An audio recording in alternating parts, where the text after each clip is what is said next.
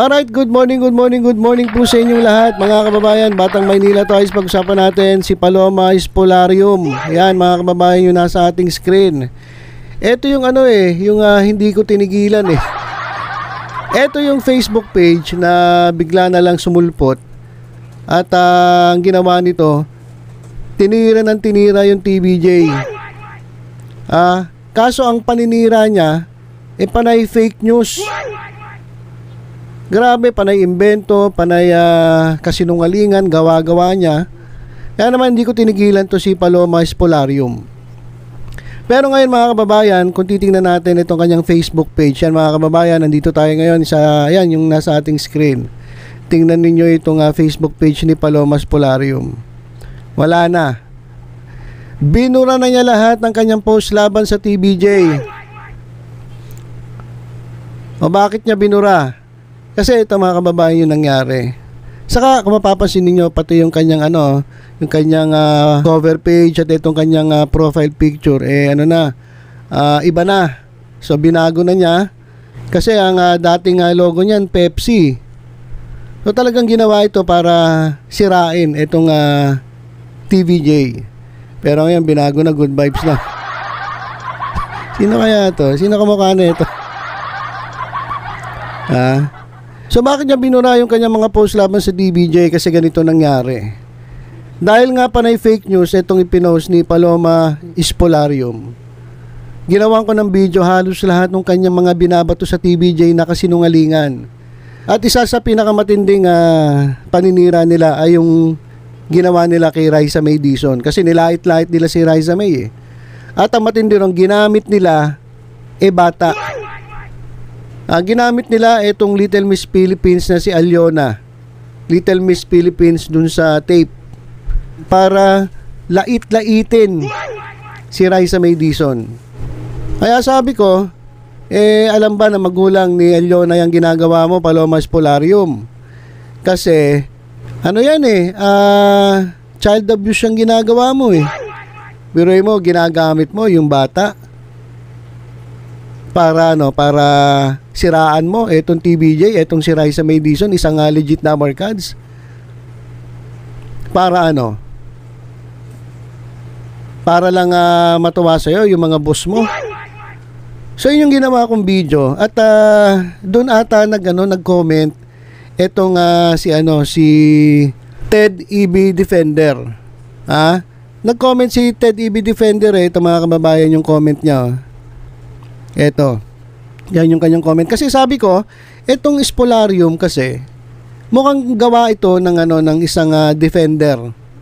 No, dating EB Defender, ngayon hindi na siya EB Defender eh. Hindi na Itbulaga Defender eh. Ang tawag na sa kanya ngayon, eto, ayan pala si Majin Buu. Ayan pala si Ted. Ayan, Tape Everyday Defenders na. Nagpalit na siya ng pangalan kasi baka ma-demanda siya. So hindi na siya Tape EB o Itbulaga Defender. Ano na sila? Tape Everyday Defenders. Balikan natin mamaya yan. Dito muna tayo sa ginawa niyang comment. Nag-comment siya dun sa aking video kasi nga sabi ko live illusion kanilang ginawa. At tiningnan ko kung sino nagmamay-ari. Nakita ko dun sa post nito ni Paloma Spolarium. Ito nga pangalan ng Ted. Si Ted. Sino pa ba yun nandun? Si Best Pills. So sabi ko, mukhang kagagawa nito ng grupo nila ng Tape EB Defenders, etong Paloma Spolarium. Kasi tinatanong ko nga, sino admin ito? Kasi napakawalang hiya eh. Lahat ng post paninira sa TVJ, puro naman kasinungalingan, puro fake news. So sabi ko, etong grupong ito mananagot. Dahil unang-una, child abuse yung ginawa nila. At libelous talaga yung pinaggagawa nilang paninira at panglalait dito kay Raisa May Dizon. So natakot siguro mga kababayan. Eto nag-comment si Ted, Tape EB Defenders. O sabi niya, clarification lang, Batang Maynila to, it's hindi member ng TED, Tape EB Defenders, siyang si Paloma Spolarium. Nakita ko na ang logo niya ay may nakalagay na TED. Kaya siguro inakala mo na siya ay member namin pero hindi. Hindi ko ugali na mamersonal sa mga post, lalo na sa mga lalo na mga bata ang involved. So yun nga, doon siya nag-react eh. Marami akong video ginawa sa kanya, 3 siguro. Yung mga fake news si Paloma Espolarium, pero dito talaga sila natakot kasi ano na yun below the belt na yun bata na yung pinag-uusapan So doon sila natakot, kaya sabi niya, hindi ko ugali na mamersonal sa mga post, lalo na mga bata ang involved. Any post, ito na, dinideny na ni Ted, nakasamahan nila itong si Paloma Espolarium. Any post made by him, her, is solely made by the admin of that page and not by us. Salamat at God first, Batang Maynila to it's. So, yan, dininay na ni Ted. Sabi niya, hindi namin kasama yan si Paloma Espolarium. Hindi namin kilala yan. Sabi ni Best Pills, hindi niya rin daw kilala. Pero nandun yung mga logo nila. Nandun yung logo ni Best Pills, logo ni Ted. Eto ngayon dinideny nila, nakasamahan nila kasi nga natakot na Kasi kakaiba na yung ginagawa nito at hindi na tama. Kumbaga libelous na. So gaya ni Best Pills, itinakwil din ni Ted. Etong Paloma Espolarium. Kaya ang nangyari mga kababayan, eto na. Yan mga kababayan. Nagsalita na si Paloma Espolarium. Sabi ni Paloma Espolarium, first of all, I would like to apologize for my mistakes for spreading fake informations online about EAT host, especially TBJ. This page is supervised. Ito mga kababayan, binubuko na niya. Itong mga katarantaduhang ginawa nila. Kung sino ang nasa likod ng kanyang Facebook page na si Paloma Espolarium. Sabi niya, this page is supervised and controlled by whoever behind this TED, Tape EB Defenders Facebook page.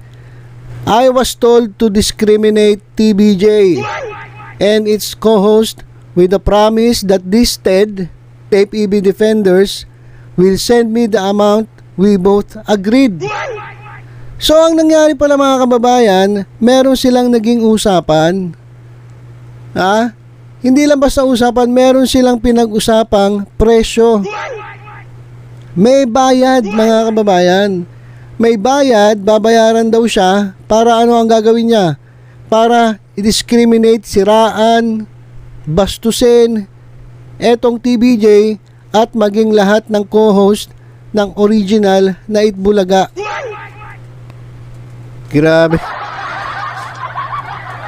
Inutusan daw siya ng Tape EB Defender at nagkasundo sila sa presyo na pinag-usapan nila.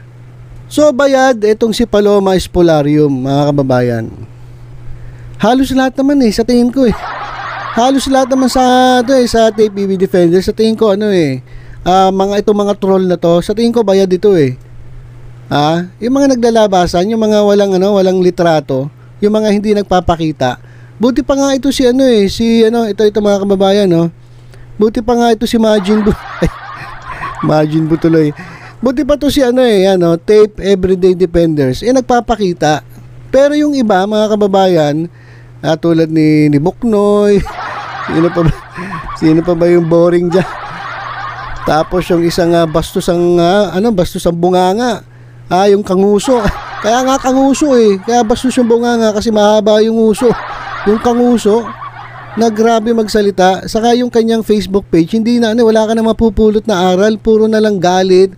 Binabanatan niya personal yung mga TBJ defenders, yung mga Facebook na nagtatanggol sa TBJ. Ayun na yung kanyang content.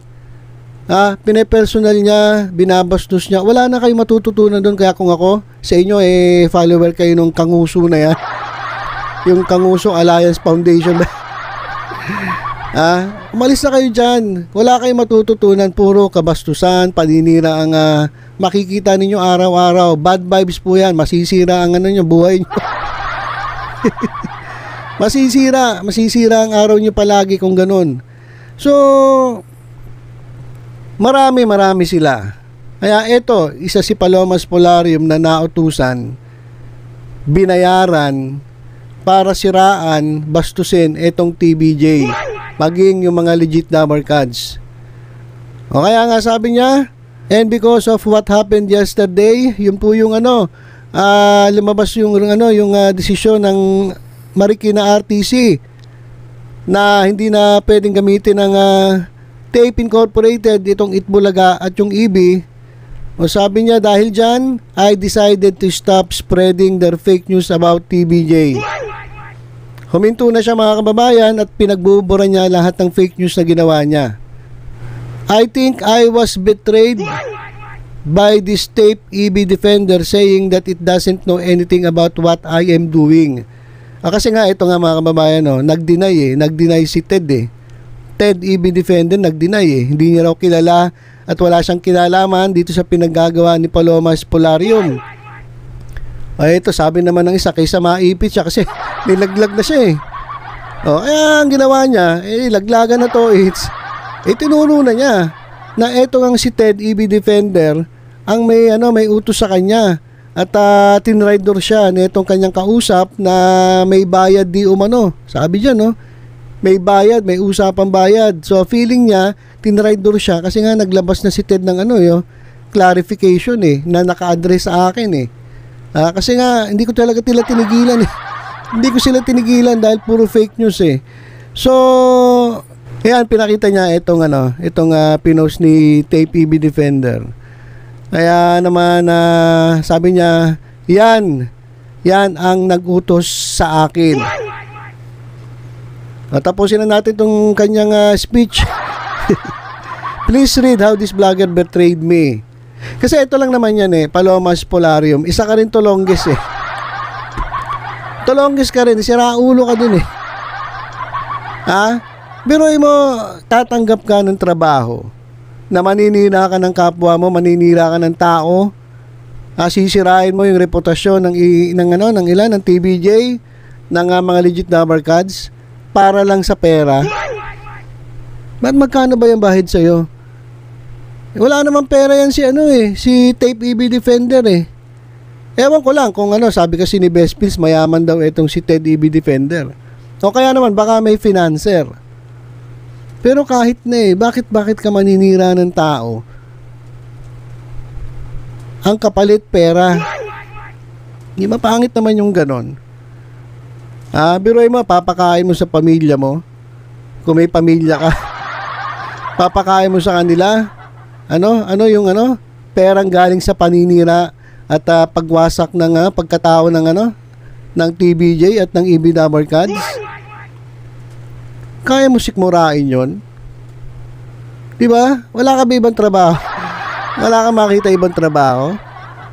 Tatanggapin mo yung alok sa'yo ni Tape EB defender na sirain, discriminate, bastusin itong TBJ? Tapos babayaran ka? Diba? Yan, tingnan mo tuloy. Nilaglag ka.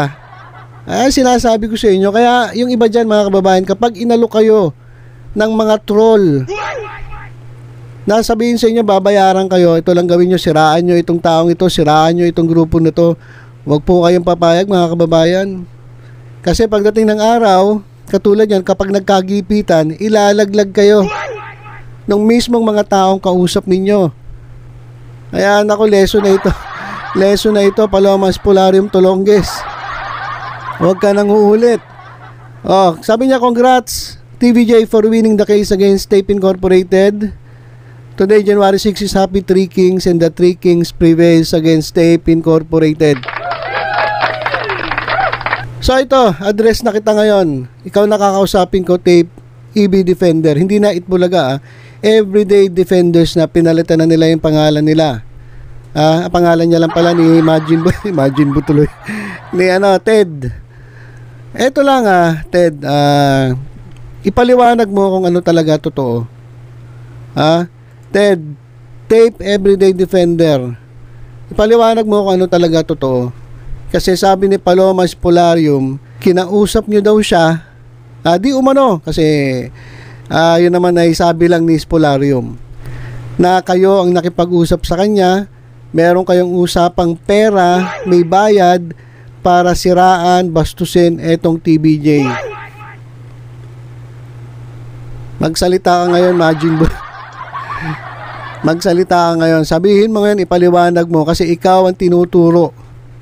Ha? Ikaw tinuturo ni Palomas Polarium. Kaya ako baka kaso din ito. Hindi ko alam hindi kasi ako abogado, pero pwede ba kasuhan yan? Pwede ba kasuhan itong TED at itong Spolarium? Kasi nagkaroon sila ng usapan, nagkakabayaran para siraan itong TBJ. May kaso ba yan? I-comment nyo nga kung pwede kasuhan itong mga to. At ito pa yung payong kaibigan lang dito kay TED. Kasi total nagpalit ka na ng pangalan, Tape Everyday Defenders. Parang pangit. Pangit yung yung title mo, yung pangalan mo. Parang si Rendon lang ako. Pangit yung pangalan mo, Ted, Tape Everyday Defenders. Bakit ko nasabing pangit? Kasi wala na tapos na yung laban Paano pa kayo magiging defenders kung talo na kayo? Diba? Wala na Olats na Diba? Ba't defenders pa rin? Wala na kami nga habulin sa inyo. Nagpalit na ang tape ng title. Wala na tayong pag-uusapan. Sino pa ba kaaway ninyo? Tapos na yung laban. Wala na kayong didepensahan. Pinakamaganda, alam nyo, mag-post na lang kayo ng mga chismis. Huwag nyo nang ituloy ang inyong pagdidepensa kasi wala na kayong didepensahan Tapos na. Tapos na. Si Paolo Conte sumuko na, tapos na. Tapusin nyo na yung yung kontrata nyo dyan sa tape. May kontrata ba kayo? Ayun lang mga kababayan. Basta ito dito kay Majin Buu. Paliwanag mo, Brad. Yung sinasabi ni Palomas Polarium na binayaran mo siya at inutusan mo, gumawa ka ng Facebook page para bastusin, sirain, wasakin ang pagkatao ng TBJ at ng ilang mga co-host dyan sa Legit Dabarkads, dyan sa Itbulaga. Alright? So, yun lang mga kababayan. Tutok-tutok lang sa Batang Maynila Toys sa iba pang mga updates. Ingat po tayong lahat. God bless.